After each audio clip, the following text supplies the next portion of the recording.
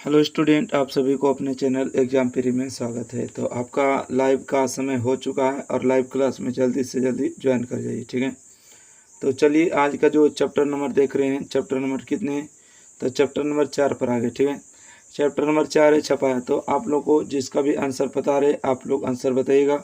Comment में किसी का भी रहे नाम नहीं लेंगे, ठीक है। तो चलिए आपका काम है आंसर बताना। लास्ट में ज़रूर बताइएगा कि कितना में आपको कितना स्कोर किए, ठीक है। तो चलिए क्वेश्चन नंबर 1 है। बता दें कि कोई अगर न्यू स्टूडेंट है और चैनल को नहीं सब्सक्राइब किए सब्सक्राइब करिए और एग्जाम फ्री को ज़्यादा से ज़्यादा शेयर करिए। क्वेश्चन नंबर 1 है, छपाया क्या है? अलंकार है, रस है, छंद है कि संधि है? देखिए 2024 को क्वेश्चन में पूछा गया था कि छपाया क्या है, तो इसका सही जवाब बताइएगा छंद होगा, ठीक है। अगला क्वेश्चन, नाभादास का कब रचना क्षेत्र था? नाभादास का कब रचना क्षेत्र क्या था? हरिद्वार, काशी, वृंदावन, मथुरा। तो 2 का सही जवाब होगा आप लोग को वृंदावन, ठीक है। वृंदावन ऑप्शन नंबर इसका सी बिल्कुल सही जवाब। अगला क्वेश्चन है, नाभादास की राम भक्ति मर्यादा के स्थान पर डैश क्या था? श्रृंगार का पुट था, करुणा का पुट था, मधुर बात का पुट था कि दुर्ग्रह का पुट था? नाभादास की राम भक्ति मर्यादा के स्थान पर क्या था? तो चलिए 3 का सही जवाब होगा मर्यादा, मधुरवय भाव का पुट था, ठीक है। ऑप्शन नंबर सी, मधुरवय भाव का पुट था, ऑप्शन नंबर सी। चलिए नेक्स्ट क्वेश्चन देखिएगा, क्वेश्चन नंबर 4। क्वेश्चन नंबर 4 है कि नाभादास किस धारा के संत थे? नाभादास किस धारा के संत थे? शैव दर्शन के, बौद्ध दर्शन के, वैष्णव दर्शन के कि जैन दर्शन के? तो 4 का सही जवाब होगा वैष्णव दर्शन के। बीजक के रचयिता कौन है? बताइएगा। बीजक के रचयिता तुलसीदास, कबीरदास, सूरदास, जयसी, ठीक है। तो बताइएगा बीजक के रचयिता कौन हो जाएगा?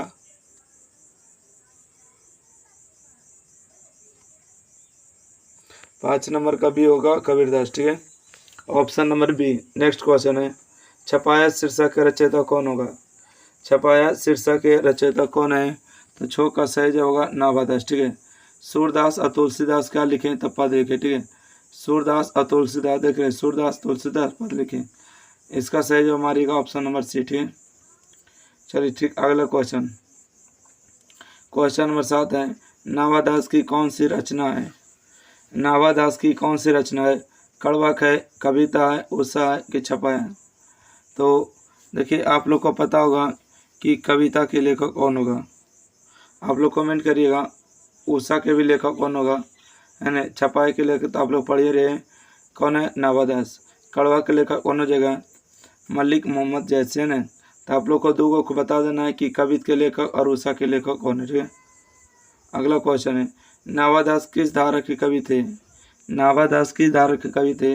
निर्गुण धारा, सद्गुण उपासक, राम भक्त धारा कि सगुण धारा, किनमें से कोई नहीं? तो नाभादास की धारा के कवि थे। क्वेश्चन नंबर 8 पहुँच गए, ठीक है। क्वेश्चन नंबर 8 का सही जवाब क्या होगा? सद्गुण पासक राम भक्त, ठीक है। सद्गुणोपासक राम भक्त। अगला क्वेश्चन है, रामदास किसके समकालीन थे? रामदास किसके समकालीन थे? कबीरदास के, सूरदास के, तुलसीदास के, किनमें से कोई नहीं? यह क्वेश्चन आपको 2024 में पूछा गया था, ठीक है। नाभादास किसके समकालीन थे? तो 9 का बिल्कुल सही जवाब होगा तुलसीदास के, ठीक है। तुलसीदास के समकालीन थे। नाभादास का जन्म कब हुआ था ये बताइएगा। क्वेश्चन नंबर 10 कहते हैं कि नाभादास का जन्म कब हुआ था, ठीक है। नाभादास का जन्म कब हुआ था ये बताइएगा। 1550, 1570, 1560, 1565 अनुमानित डेट, ठीक है। ऑप्शन नंबर बी, ठीक है। ऑप्शन नंबर बी जो बता दिए, ठीक है, 1570। अगला क्वेश्चन, किसकी कविता को सुनकर कवि नाभादास सिर झुका लेते थे, है ना। किसकी कविता को सुनकर कवि नाभादास सिर झुका लेते थे? तो सूरदास के और कबीरदास के, तुलसीदास के, इनमें से कोई नहीं। बोलिए किसकी कविता सुनकर नाभादास जो सिर झुका लेते थे? सूरदास इसका सही जवाब। अगला क्वेश्चन, कौन सी रचना नाभादास की है? सूरसागर है, भक्तगाल है, राम बिहारी सतसाई है कि बीजक है? बीजक के लिए तो अभी देखे हैं, ठीक है, कि कबीर है बीजक के लेखक। सूरसागर के लेखक खोल दें, कौन लिखे हैं? चलिए भक्त काल, ठीक है। ऑप्शन नंबर इसका 20 सही जवाब। आइएगा क्वेश्चन नंबर 13, ठीक है। क्वेश्चन नंबर 13 है कि नावादास का स्थायी निवास कहाँ था? नावादास का अस्थायी निवास कहाँ था? वृंदावन, हरिद्वार, काशी, कि इनमें से कोई नहीं? इसका सही जवाब बताएगा क्या होगा? नावादास का अस्थायी निवास कहाँ था? तो 13 का बिल्कुल सही जवाब होगा वृंदावन, ठीक है। ऑप्शन नंबर ए जो होगा बिल्कुल सही जवाब। अगला क्वेश्चन, संपूर्ण भक्तमाला में किस छंद के व्यंजन है? संपूर्ण भक्तमाला में किस छंद के व्यंजन है? चौपाई का, दोहा का, छपाई का, कि कवित का? क्वेश्चन नंबर 14 का सही जवाब छपाया, ठीक है। ऑप्शन नंबर जो भी सी नंबर बता रहे हैं ठीक है, ओके। बाकी जो गलत है जो बता रहे हैं बी और डी की तरफ, ए और बी जो बता रहे हैं गलत है, ठीक है। अगला क्वेश्चन, क्वेश्चन नंबर 15 है, छपाया कितनी पंक्तियाँ का छंद होता है? ठीक है, छपाया कितनी पंक्तियाँ का छंद होता है? 4 कि 5 कि 6 कि 7? छपाया जो है कितनी पंक्तियाँ का जो है छंद होता है? क्वेश्चन नंबर 15, ठीक है, 6 को, ठीक है। Option number C. अगला, सुर के कविता को सुनकर सभी क्या करते हैं? सुर के कविता को सुनकर सभी क्या करते हैं? सिर हिलाते हैं, भाव विभोर होते हैं, कि दुखी हो जाते हैं, कि इनमें से कोई नहीं? सुर के कविता को सुनकर सभी क्या करते हैं? क्वेश्चन नंबर 16, सिर हिलाते हैं। ऑप्शन नंबर ए सही जवाब। अगला, सुर कविता सुनी कौन कवि है? ठीक है, सुर कविता सुनी कौन कवि है? कौन सा अलंकार आए बताना? आमक है, रूपक है, उपमा है, कि अनुप्रास है? क्वेश्चन नंबर 17, अनुप्रास। ऑप्शन नंबर इसका डी बिल्कुल सही जवाब। क्वेश्चन नंबर देखिएगा 18, क्वेश्चन नंबर 18 की कबीर किस में भेद नहीं करते हैं? कबीर जो है किस में भेद नहीं करते हैं? अमीर गरीब में, कि अच्छे बुरे, की काले गोरे, की हिंदू मुसलमान? बताइएगा कबीर किस में भेद नहीं करते हैं? तो हिंदू मुसलमान कभी कभी भेद नहीं करते, ठीक है, कभी भी भेद नहीं करते हैं। अगला क्वेश्चन, कबीर किस में भेद नहीं करते? हो गया। अगला, नावादास में जाति पाति एवं वर्ण श्रम का खंडन किस कवि के छपाई में किया है?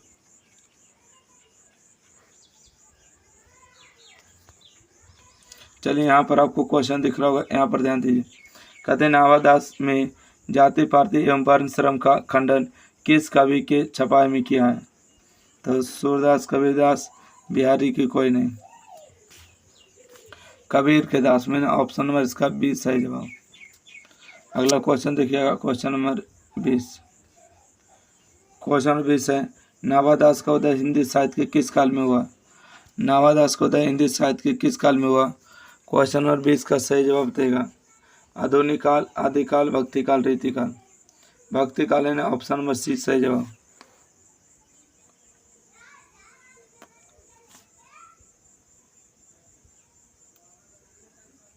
चलिए अगला, सबके हित का वचन कौन करता है? ठीक है, पाठ के अनुसार सबके हित का वचन जो कौन करता है? पाठ के अनुसार सुर करते हैं, कबीर करते हैं, जैसे कि बीघापति।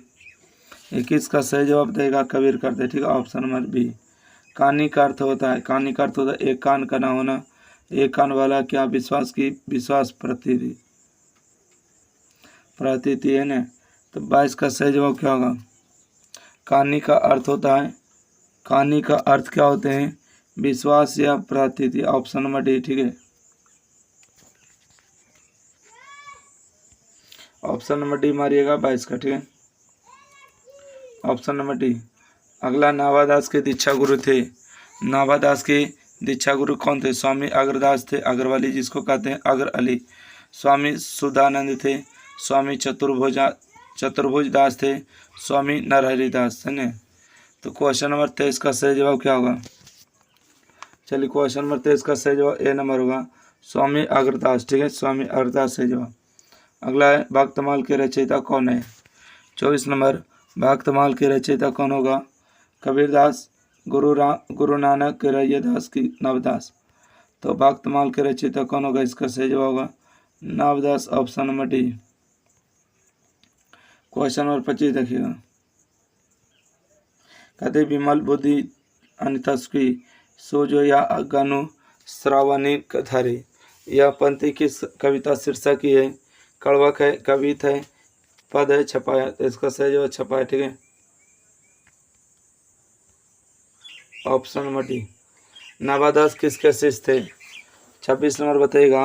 नाभादास किसके शिष्य थे? तुलसीदास के, कि रामानंद के, स्वामी अग्रदास के, कि महादास के? इसका सही जवाब होगा तुलसीदास का ना। इसका सही जवाब तुलसीदास। कबीरदास की शाखा के कवि थे? यह है कबीरदास की शाखा के कवि हैं सगुण की, निर्गुण की, सरगुण की? कोई नहीं, निर्गुण भक्तिदार। चलिए बी नंबर सही जवाब, ठीक है। क्वेश्चन नंबर 28 देखिएगा। कहते हैं नाभादास किस काल के कवि है? भक्ति काल, आद्रेति काल, परिपथ काल, पारदेन्दुई काल? नाभादास किस काल के कवि हैं? इसका सही जवाब होगा भक्त काल के कवि, ऑप्शन नंबर ए। नाभादास की कविता किन दो व्यक्तियों के बारे में है? ठीक है, नाभादास की कविता किन दो व्यक्तियों के बारे में? जैसे कि सूरदास की कबीर सूरदास, की सूरदास तुलसीदास की तुलसीदास एवं कबीरदास? ऑप्शन नंबर बी है ना। ऑप्शन नंबर बी जो बता दिए सही है। सूरदास एवं कबीरदास की बारे में व्यक्तियों का जिक्र मिलता है। तो किसी को भी इसका पीडीएफ वगैरह चाहिए तो यहाँ पर आपको नंबर बता रहे हैं, यहाँ पर आपको ज्वाइन कर लेना है। पीडीएफ को ज्वाइन करने के लिए कुछ नहीं लिख बोलिएगा कि सर हमको व्हाट्सएप ग्रुप पर ज्वाइन कर दीजिए, हमको पीडीएफ चाहिए, तो ज्वाइन कर देंगे, ठीक है। ओके, तो वीडियो को ज़्यादा से ज़्यादा लाइक करिए, शेयर करिए, चैनल को सब्सक्राइब करिए, सपोर्ट करिए। धन्यवाद। फिर मिलेंगे अगले क्लास के साथ।